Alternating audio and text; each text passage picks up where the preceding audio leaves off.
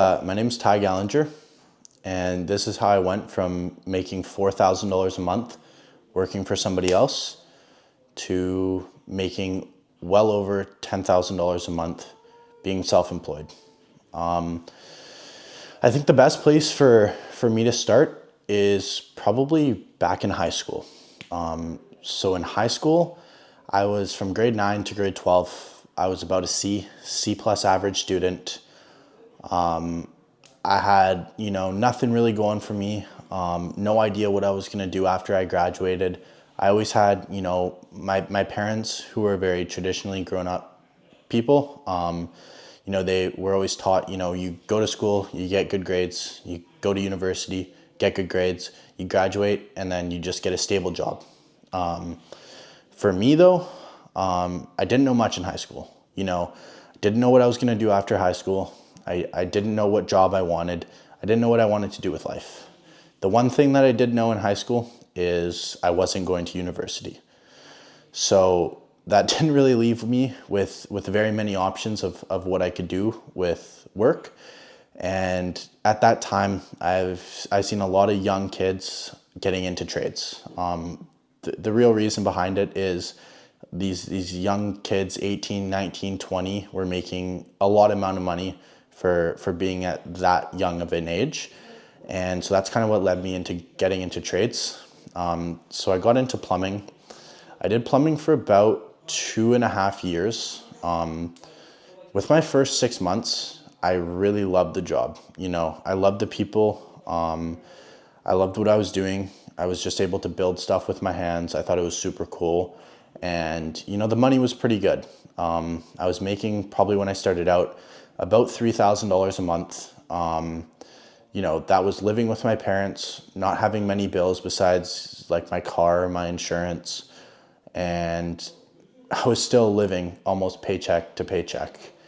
And that was really eye-opening to me is, once I went through year and a half, once I went through 2 years of plumbing, I wasn't making very much more money, maybe about $4,000 a month. And I was about to, hit, once after your like fourth year, you kind of almost max out at a pay scale. And I wasn't making very much money. And another thing that really drove me away from that job was the culture. So this is a big thing for me is, when I do something, no matter if it's work, if it's sports, if it's anything in life, video games, I want to be the best. I want to put as much effort in. I want to learn everything I can, and I just want to be the best. And so with plumbing, that was easy to do for the first 6 months. And then, it started slowly becoming harder and harder and harder. And the real reason for that is because while I was doing plumbing, I was working 6 days a week. I was working 10 hours a day, year round. And there was a lot of people who were the same age, older than me, that were also working the same amount of hours, same amount of time, making the same amount of money as me, but they didn't want to be better. They would show up to work and they might work for 8 hours and then they would use the other 2 hours on their phone when the boss isn't looking, or they would take extended lunches or extended smoke breaks or whatever it was. And that started to piss me off and kind of light a fire underneath me when I realized I was getting paid the same amount as these people when I'm putting in double or triple the amount of effort. And I'm also able to do a lot more things than them. But because of the pay scale, and most jobs are like this, no matter your effort, you're still going to get paid the same paycheck. And so that's kind of what drove me away from the trades. And, I was kind of thinking to myself throughout probably the final year, like, what can I do? I was watching YouTube videos, how to make cash quickly on the side, how to do online side hustles, whether it was e-commerce, whether it was drop shipping, all these different things. And, it kind of worked out perfectly for me. My two best friends, they were in university. They were at a job fair in summer. And there was this guy that had Red Bulls out there. And we love our energy drinks. So they went over, talked to the guy. The guy told them about like some sort of summer sales gig. And they were like, you know what, like, we don't have any work for the summer. Like, let's give this a try. And they shoot me a text. They're like, hey, we're going out and we're going to do this summer sales gig. You know, there's uncapped potential on earnings. You get to learn about business. You get to learn how to grow a business from nothing into a multi-million-dollar company. And, you know, that was something I was looking kind of to get into. Then it kind of got real. So their first year, while they were trying to, you know, get me to join, I was thinking to myself, like, am I really willing to risk my stable income, making $4,000 a month, being able to pay off my, you know, insurance, pay all my gas, my phone bill, whatever I was paying for a job where I could literally make $0 in an entire month of working? And I ended up not doing it. Probably one of the bigger regrets of my life is that I didn't start earlier. But, you know, they went out their first summer, they killed it, did amazing. And then they were faced with kind of the same situation as me is, you know, am I going to go back to university? Am I going to go listen to my business teacher teach me about business, and they don't even own a business, or they've never had any real life business experience? And they decided to drop out. So they dropped out of university, they got kicked out of their house, and they had to figure it out. So they went full in on this job. And when they did that and they started talking to me like, hey, you know, we're running a sales team next year. We'd love to have you come out. You know, I made blank amount of money in this amount of time. And this was probably right around my 2-year mark of plumbing, and I was getting really done with it.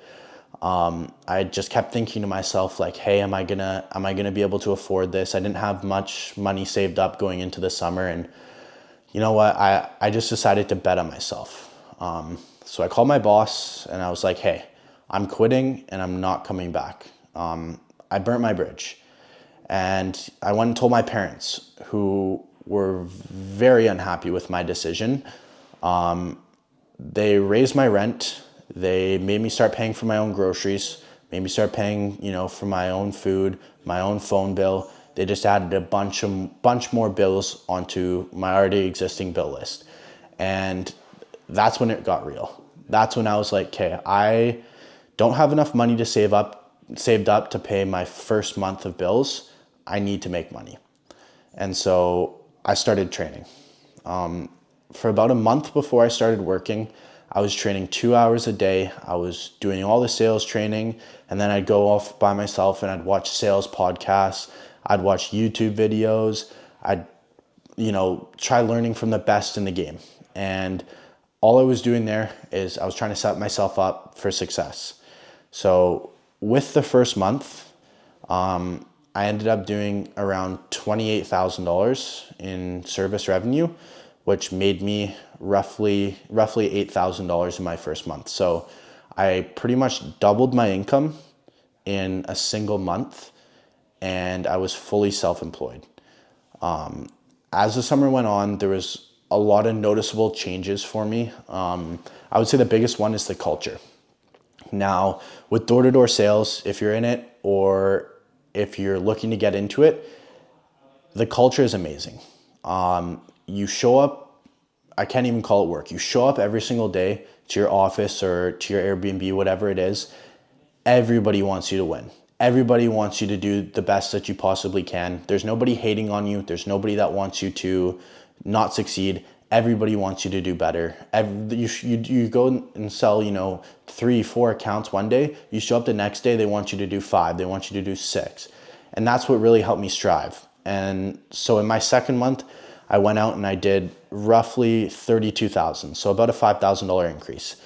And then fast forward on to my third month, I went from 32,000 all the way up to 40. And then in my fourth month, my final month, I did, which was a record for me, I did $48,000 in revenue.